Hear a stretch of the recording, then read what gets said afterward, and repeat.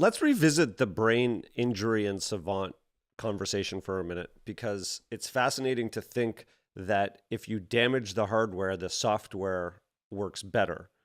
Let's talk about what's actually happening and the implications for what that means about our reality. Well, I have a neuroscience answer, but we'll let James go. No, please let's do the serious answer first, because I do the hand waving afterwards. No, I don't know if it's the serious answer, but what our understanding of sort of how the brain works. There's an infinite number of feedback loops, and they're positive and they're negative, and there's all sorts of channeling and amazing intricate connections between all of these, systems and networks that run throughout the brain and through the spinal cord as well. For me, when we have a tumor, when we have damage, when we have, damage to the hardware, as it were, in some cases, there's a release of inhibition. And when you have a release of inhibition, you'll get, sort of a potentiation of activity. You'll get, in many cases, it could be a potentiation of resources, in some cases, blood flow of information. And if many of the systems that we're inhibiting are relieved, you will get, a disproportionate amount of ability in some cases. I mean, it depends on so many things. Okay, so here's why this answer is interesting, but requires James to step in and round out the picture.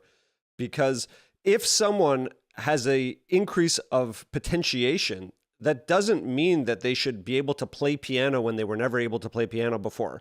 There are people who have these profound new skills that they never had before. Okay, so I have my explanation, but I'm going to pass it to James for hand waving and scientific explanation of what he understands as our connection to information that could be around us versus stored in the brain.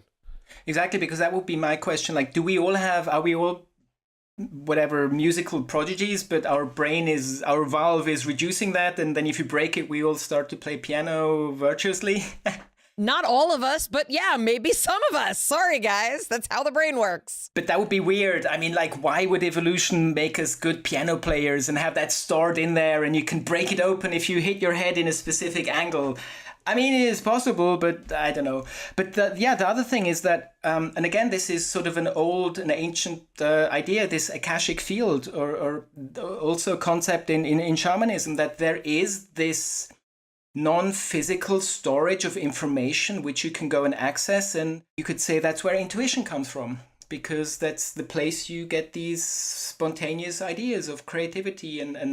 But maybe it's more serious, Erwin Laszlo wrote hundreds of papers and books, very serious guy. And he wrote a book called Akashic Field, where he claims maybe the quantum vacuum is this storage of information, and why not? And again, it's sort of a blending of highly esoteric terms with quantum physics, but he's not he's a serious, sober scientist.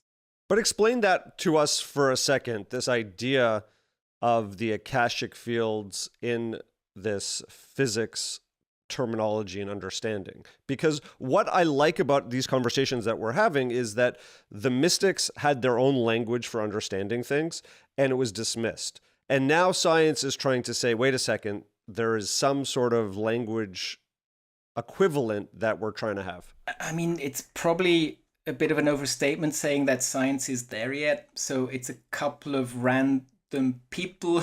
Some of them are very eminent, so yeah, that gives them more weight. But if there's a layer of reality beyond the physical which we can access, which has certain properties, for instance, it's structured, it has intelligence, it has purpose, and we can tap into that, then maybe depending on how our brain tunes as a radio, we get different frequencies. And apparently if you hit your radio, it plays nice music.